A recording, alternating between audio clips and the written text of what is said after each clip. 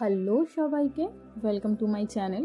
আজকের ভিডিওতে আবারও একটা কলকা, কিন্তু সবাই যেহেতু রিকোয়েস্ট করছো ইজি টাইপের কিছু দেওয়ার, তো আমি চেষ্টা করছি তোমাদের সঙ্গে ইজি টাইপের কিছু কলকা শেয়ার করার, আর বেশি কোনো কঠিন কোনো মোটিভ অ্যাড না করার।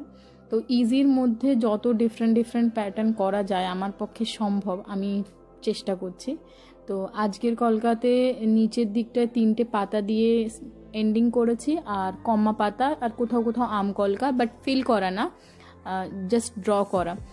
ফিল করা আর ড্র করা কি একটু পরেই বুঝতে পারবে যখন আমি আম কলকাগুলো করবো, প্লাস আমি বলেও দেবো।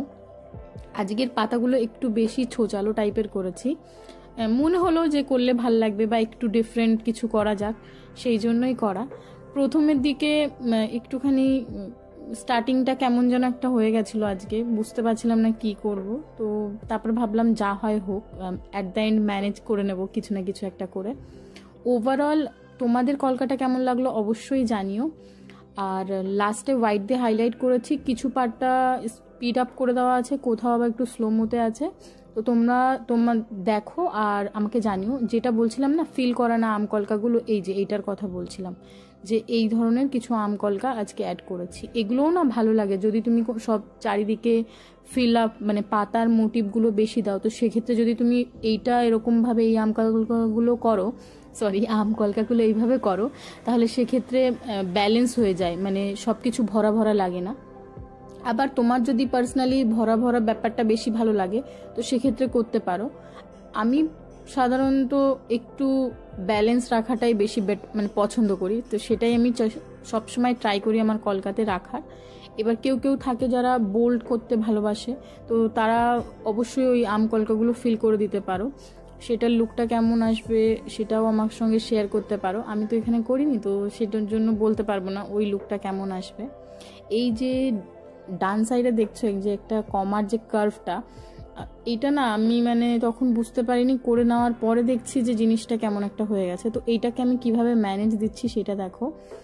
আমার মনে হয় তোমাদেরও এইটা হেল্পফুল হবে, বা কখনো যদি এরকম কিছু হয়ে যায় তো তোমরাও তখন ম্যানেজ করতে পারবে। তো এইটা এইভাবেই আমি মানে এই জন্যই তোমাদেরকে বলি যে কলকা যখন স্টার্ট করবে তখন লাইনগুলো বেশি বোল্ড করবে না, একটু আবছা রাখবে, তাহলে সেটাকে মানে যদি ভুলও হয় তাহলে ঠিক করা পসিবল। কিন্তু প্রথমেই যদি লাইনটা একদম ডার্ক হয়ে যায় না, তো সেক্ষেত্রে সেটাকে ম্যানেজ করাটা একটু টাফ হয়ে যায়। দেখো যে জিনিসটা হয়েছিল সেটাকে আমি কিন্তু এইভাবে মেকআপ করে দিলাম, আর আশা করি যখন কলকাটা কমপ্লিট হয়ে যাবে তোমরা বুঝতেও পারবে না যে ওখানে এই ভুলটা ছিল। যেহেতু তোমরা প্রথম থেকে দেখছো বা আমি তোমাদেরকে জানিয়েছি, সেই জন্য কিন্তু বুঝতে পারছো, না হলে কিন্তু বুঝতে পারতে না।